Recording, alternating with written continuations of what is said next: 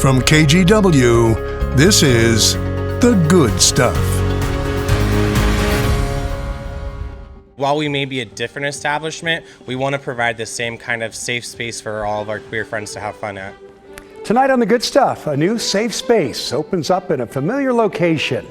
Thanks for joining us. I'm Tim Gordon.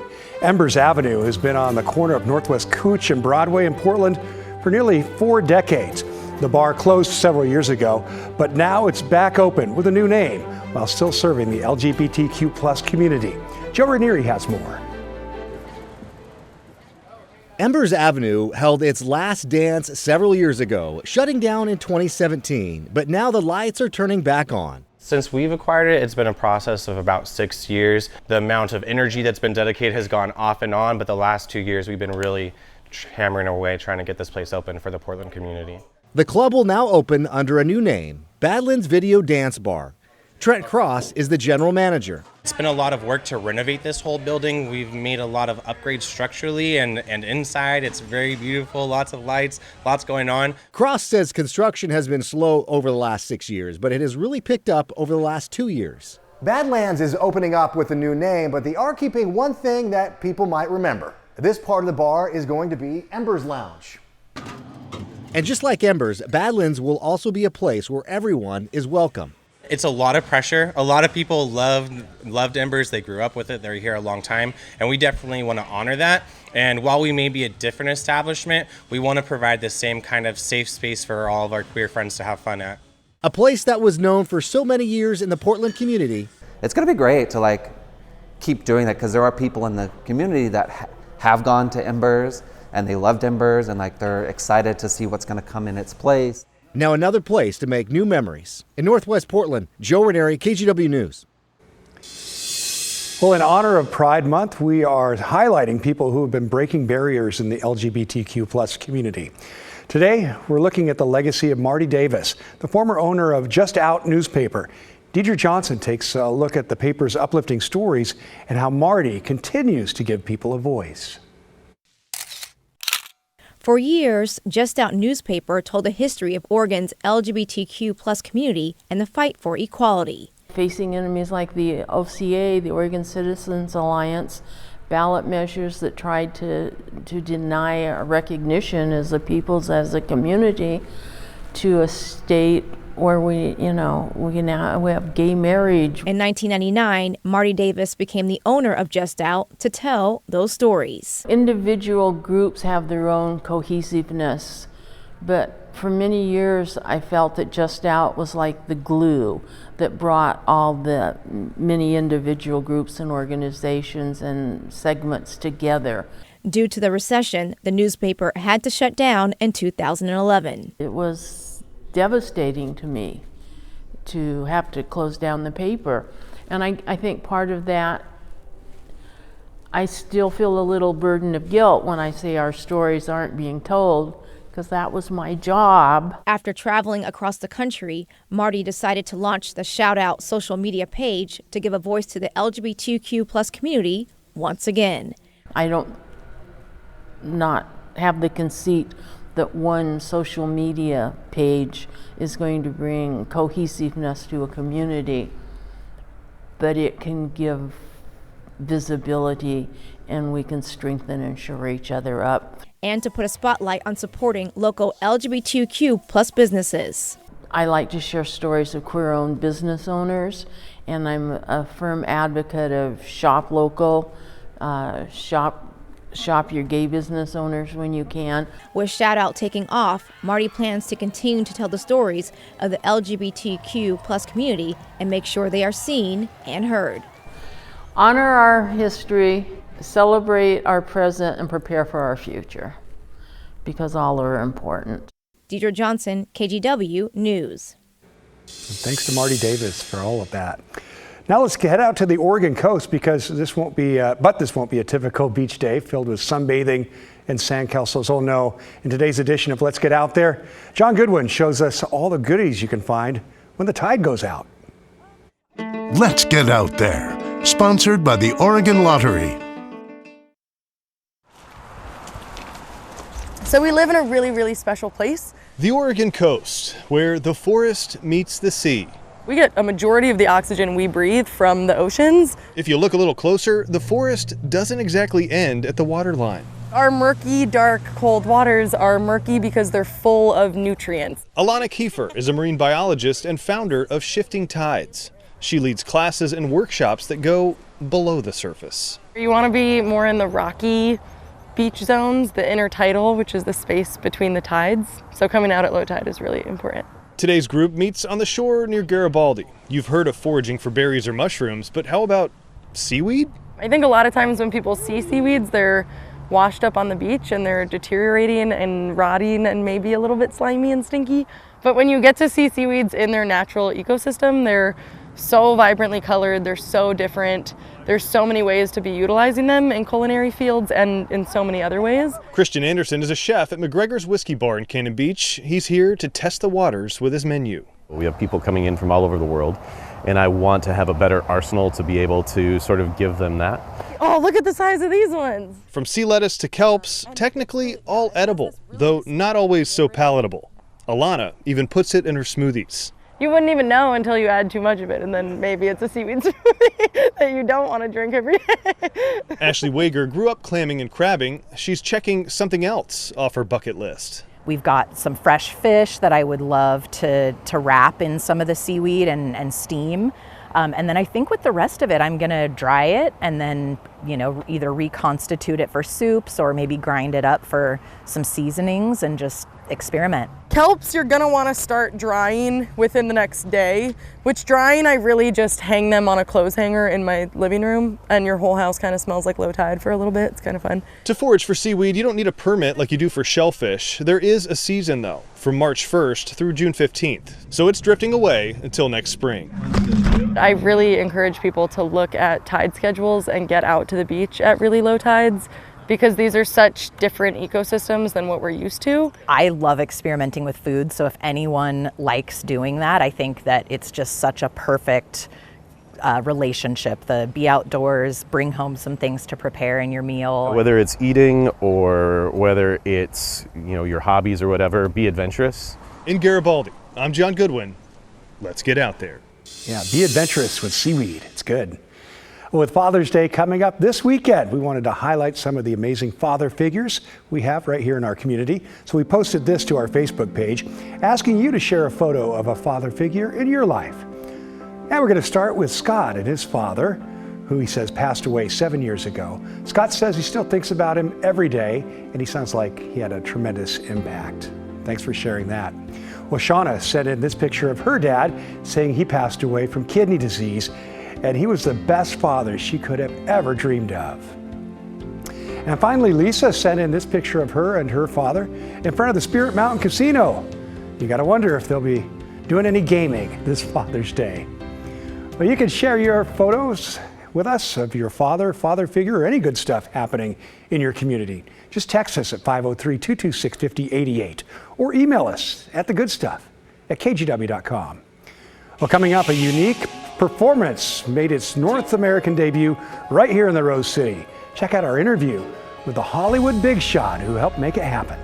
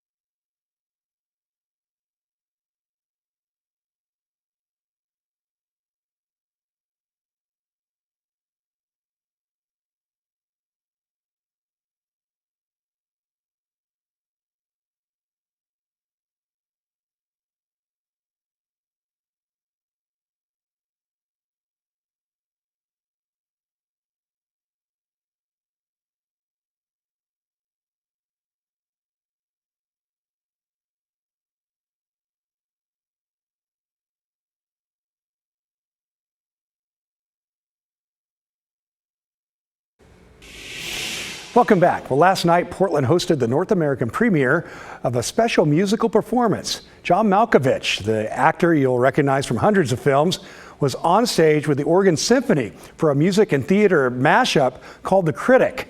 China Green sat down with Malkovich and his co-star just after a rehearsal.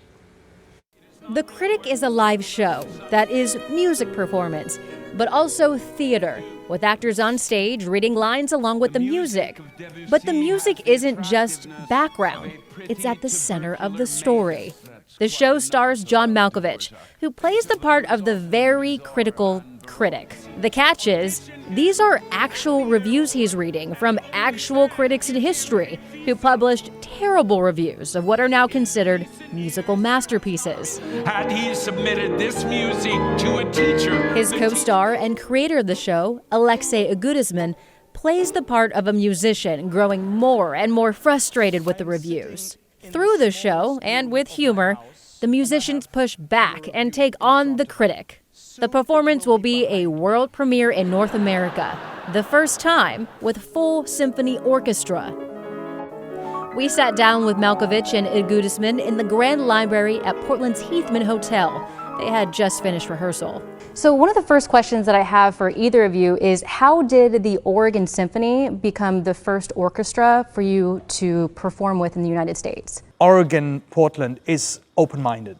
It's literally one of the best audiences in the world is here. I asked Malkovich, who acts in both film and stage, what drew him to this role that is more performance art than a play or movie. Alexei first proposed this piece to me in about 2009, 10, something like that. Something like that, yeah. And we had already worked together. As a film actor, Malkovich has played a lot of high-energy bad guys and has also played many iconic, creative characters. And John, the critic is somewhat of a bad guy. You've played a lot of bad guy roles. Did that help make this character come to life for you? I wouldn't necessarily say they're bad guys. They're just people with very strong opinions. But you know, I don't think any role particularly helps you to do another role. Alexei Agudisman, classically trained violinist, has created many of these crossover shows that blend live music with comedy and scripted characters.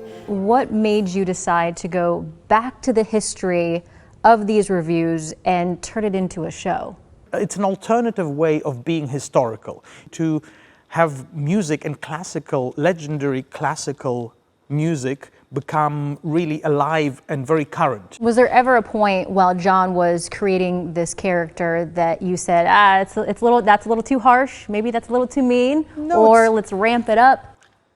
Actually, mostly John is, if anything, he's too respectful of the music.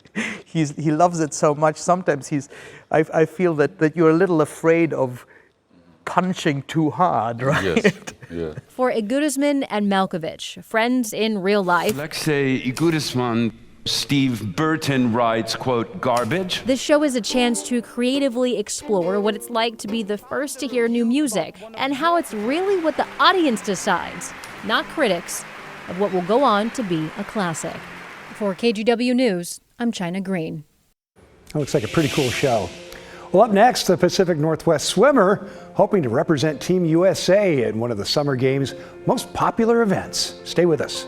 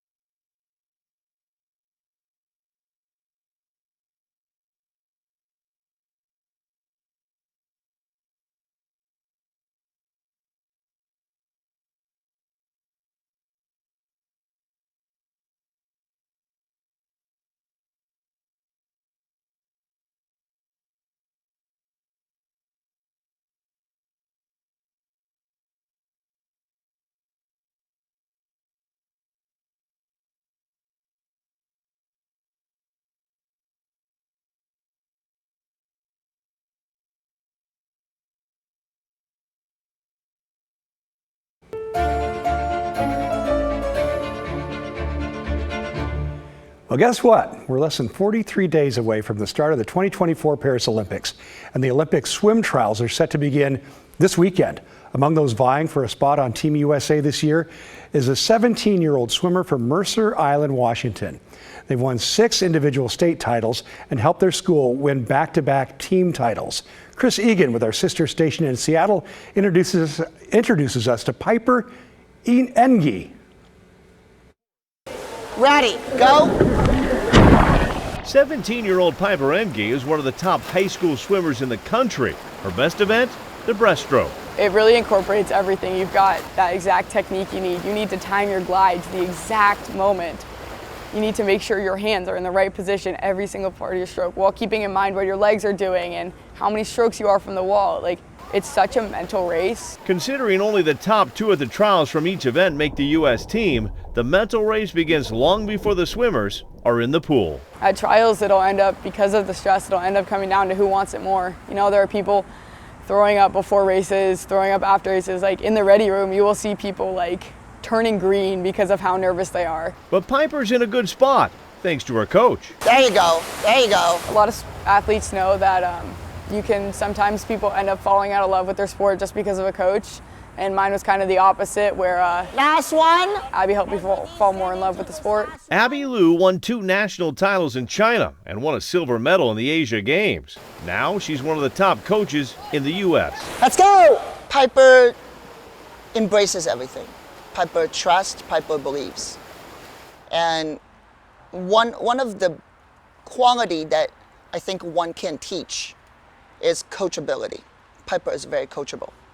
And oftentimes, just human nature, we don't like to be told what we are doing wrong. Piper's hungry for that. Tell me what I can do better. What else can I do? Last year, the junior national champ became the first Washington high schooler to break the 1-minute barrier in the 100 breaststroke. Piper Engi, she'll be in lane 1. 24, the Texas commit made it to the finals of the World Championships. Now she sets her focus on the trials. I always just try to remind myself, like, hey, when they work hard, we work harder.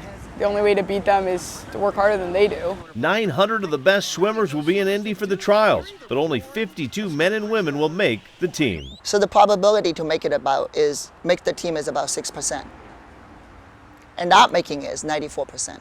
But do you want to be that 6% or do you want to be that 94%? You make the choice. And that choice happens every day. It comes down to a fingernail. So that's why you got to put in that work every day, because the one day you back off, that might be the day that they push harder and they can out-touch you for that. But Piper also likes to have some fun. You won't find her out of the pool without her Lightning McQueen Crocs. These are my favorite Crocs. I bring these to all my meets. My mom got them for Christmas for me. Watching Piper walking out in our final in the 50 breaststroke in her McQueen Crocs was something. And at that moment, I realized she's ready.